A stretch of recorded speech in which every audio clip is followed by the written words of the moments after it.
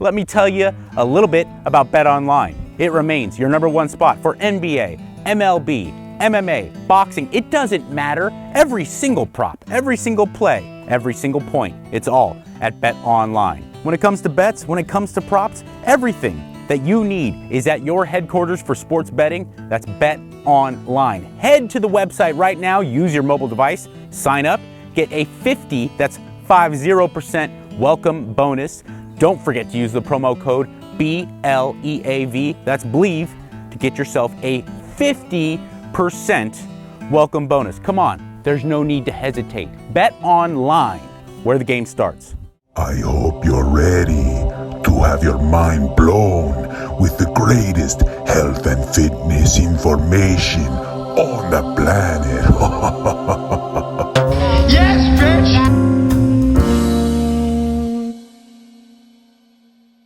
Welcome to the Mikey Likes You podcast. I am Mikey Who Likes You, are you who is liked, and this is my co-host for today, Magnolia Moon Catherwood, my daughter. We are visiting the motherland, Los Angeles, California. I'm actually at my parents' house in the backyard, and I wanted to do a quick show, and my daughter's like, hey, can I be on the show? And I said, of course. It's always fun when you're on the show. And I certainly know what I want to talk about today. I want to talk about, there's a huge debate in the world of like bodybuilding and health and fitness about intensity versus volume. Do you know what that means? Or does that just sound like stupid words? Stupid words? Yeah.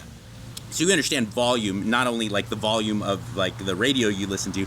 Volume is the overall amount of something, the volume of water that comes out of a faucet. Well, with training, there's volume as well. It's like how many sets and how many reps you do, how long you spend at the gym, how much work overall, just the amount. Okay. Intensity is how hard that work is. Yeah. Okay. So sometimes Papa goes to the gym, and I lift weights, and I go crazy hard, and I'm pushing it to the absolute limit till I cannot lift another rep, and I feel I'm covered in sweat. And other times, it's just about getting overall more work done at a lower intensity, okay? So many scientific minds in the exercise and nutrition and health and sports performance field, they say lower intensity with a lot more volume is a better way to go. Just getting more reps in. Some people say lower the volume, but do crazy amounts of intensity, right? My whole take is this shouldn't be a debate. Stop kicking that table. My whole take on it is like it shouldn't be a debate. There should be a combination of both. Yeah, I agree with you. I completely agree with you. Do you feel like there's stuff in your life where that applies? Like maybe studying for school or doing artwork? I feel like there's different times when like you need one or the other. Long night? Like, what? Long night? Yeah. But, like, there's also times, but, like, there's that fine line in the middle that sometimes you're like, just need to walk over to the other side, but, like, you end up standing in the middle. You know what I mean?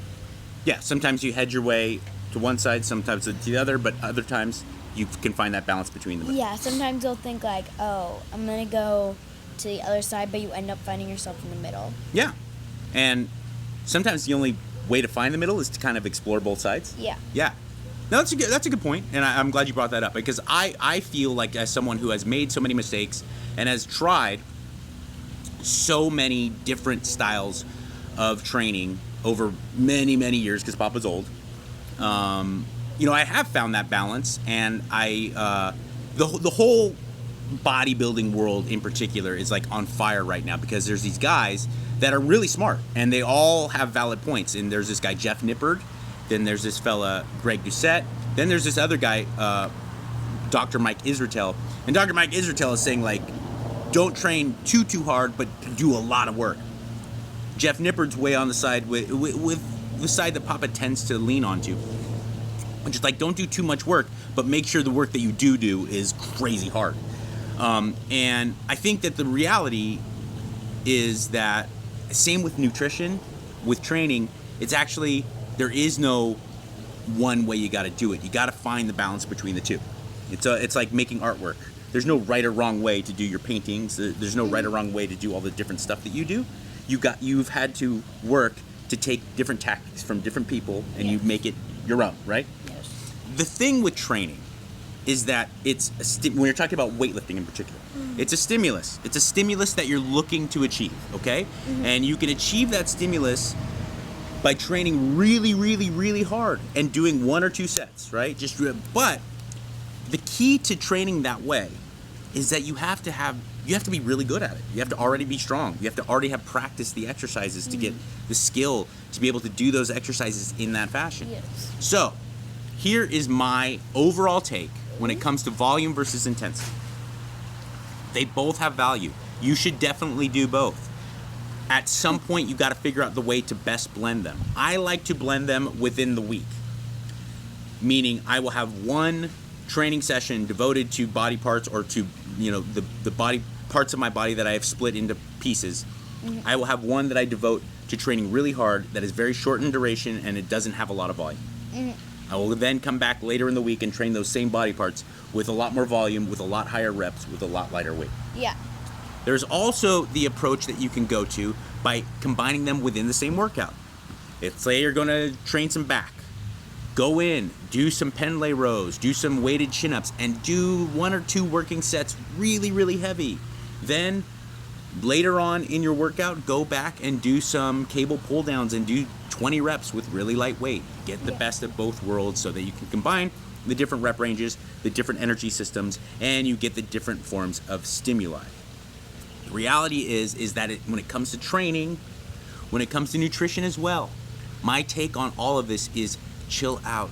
Everybody, when you want to get in shape and you want to lose weight, you don't have to reduce all of your carbohydrates. You don't have to take away meat. You don't have to take away fats. Everyone gets so extreme with everything that they want to do.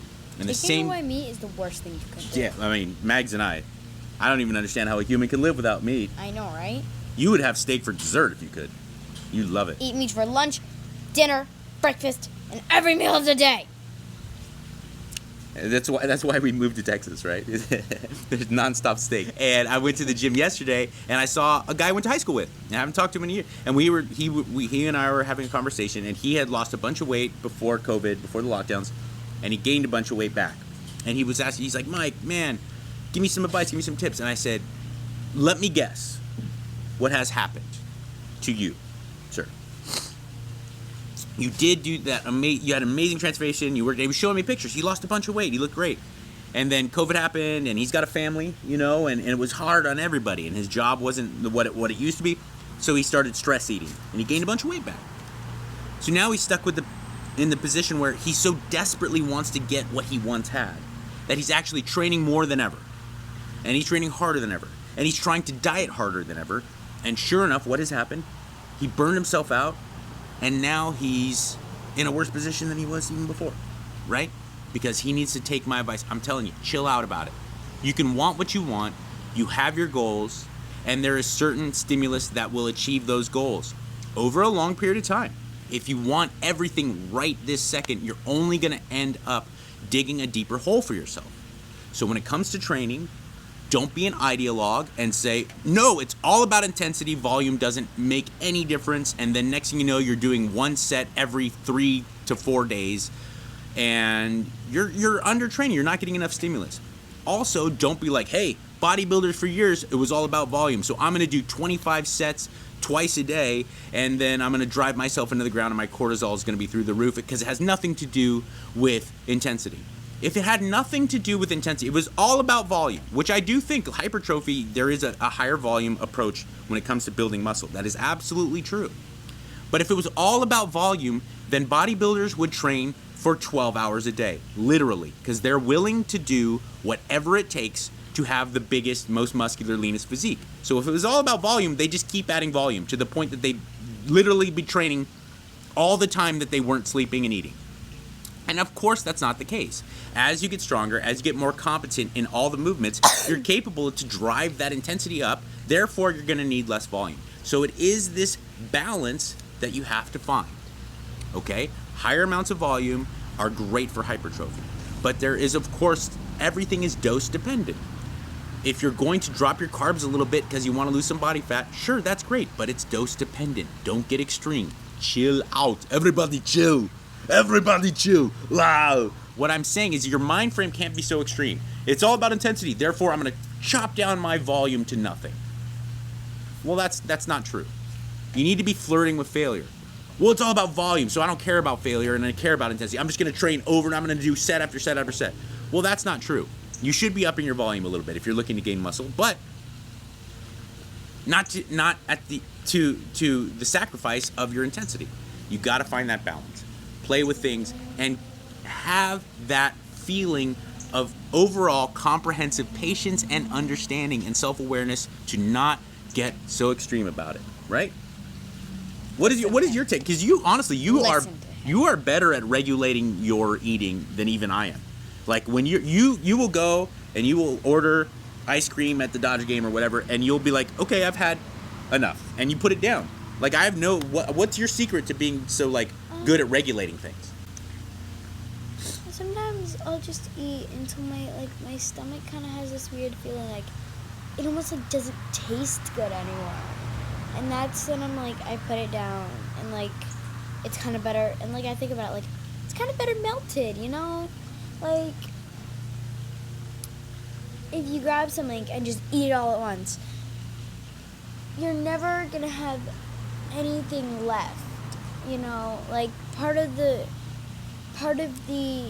fun about, like, getting yummy stuff, like good stuff at like Dodger games and stuff is you can just put it down and have it later. And say they hit a home run, you could jump up and scream and have fun, and you can put it down and eat it later. Like you can eat the home run later?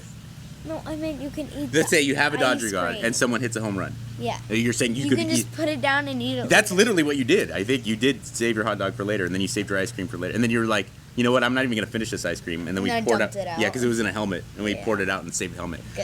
If you want to lose weight, you got to be in a caloric deficit. But if you want it too quickly and you want too much to happen tomorrow, you're gonna be in too deep a caloric deficit, and you're gonna train too much, and you're going to drive yourself into a really dark place where you're going to then have no ability to have long-term success, because you genuinely need to understand that no matter what your goals are, it's not going to happen tomorrow. Getting shredded takes forever. Getting big and muscular takes forever. You ladies out there who are just like, I just want to look better for bikini season. If you're 40% body fat, it's not going to happen soon. Okay? I hate this. I hate this, like, get shredded for summer in 28 days. Get ready for your wedding dress in 30 days. It's not reality. It's not reality. Everything that you want is going to come with consistency and sustainability over a long period of time. So don't try to get things tomorrow. That goes for nutrition and that goes for training. And I think that gets at the heart of this huge debate over volume and intensity. Because the reality is that there needs to be a blend of both. If you go with too much volume, you are going to drive your cortisol through the roof, and you're not going to get enough stimuli in the moment. If you go with too much intensity and too little volume, you're just going to keep driving. You may see incredible strength gains, but you're going to drive your central nervous system into the ground, and you may not get enough frequency of training to kind of get the sarcoplasmic growth and filling out of the muscle that you need with that higher volume stuff. So best approach is really monitor and closely regulate the amount of both, so see that you can increase in your ability to grow in that regard. Also, beginners, and by the way, there's nothing wrong with that. In fact, I admire it more. If you're not a geek like me who's devoted to it, but if you're like, look, I just want this, and I haven't been training a lot, or I don't have a tremendous training history, you're not gonna be capable of doing a tremendous amount of intensity. It's flat out you're not capable of doing. It takes practice. Resistance training is a skill in and of itself, above and beyond the effort you put in. You have to get competent at it. And someone like myself is actually really good at driving incredible amounts of intensity into every set because I've been doing it a long time. Okay? And hypertrophy, there's a couple factors that go into it, but the biggest one is mechanical tension that you put into the muscle that you're trying to train. And I'm really good at doing it, and so is everyone else that's been doing it for 20-something years. Someone who's new to this is not going to be very good at it. Okay? So just get in there. Hard truth. Just get in there. Practice. Get better at it. Consistently do it day after day, week after week. Don't get married to ideology. When it comes to training, it doesn't have to be Mike Mentzer, super low volume, high intensity. It doesn't have to be, golden era bodybuilder twice a day, super high volume, low intensity. There is value in everything, and you just got to find that balance that best suits you. The same goes with diet. I was doing a podcast about nutrition probably 3 or 4 years ago before COVID, and I just remember these guys were having an argument, and one guy was plant-based and one guy was like a carnivore, animal-based diet guy. And they looked at me and they said, if you had to choose one, would you have a steak or an apple? And I said, I don't have to choose one. I said, that's the awesome part about being a human being. I'll have both. Apples are great. And lean sirloin is great. I don't have to choose one. And neither do you in the gym, and neither do you when you go to your pantry or to a restaurant or to your kitchen. You don't have to be plant-based, and you don't have to be animal-based, and you don't have to be low-carb, and you don't have to be high-carb, low-fat. You kind of find foods that are nourishing, high-protein, and are going to be best to suit you and your goal. If you want to lose fat, you find the ones that are most filling for you to be in a caloric deficit. If you want to gain muscle, try to find the ones that are going to put you in the right caloric surplus and help feed yourself and your recovery and make it so that you can train really hard. Maggie Moon, do you have anything else that you would like to add? A little touching on like the eating part of it. One chooses to ask somebody, like yourself, Yes. chooses to ask you, like, would you like to eat the steak or the apple? Yeah. You don't really, like, think, like, hey, I'm trying to do both these things, so I'm going to eat both. Because sometimes that's the worst thing to do for yourself.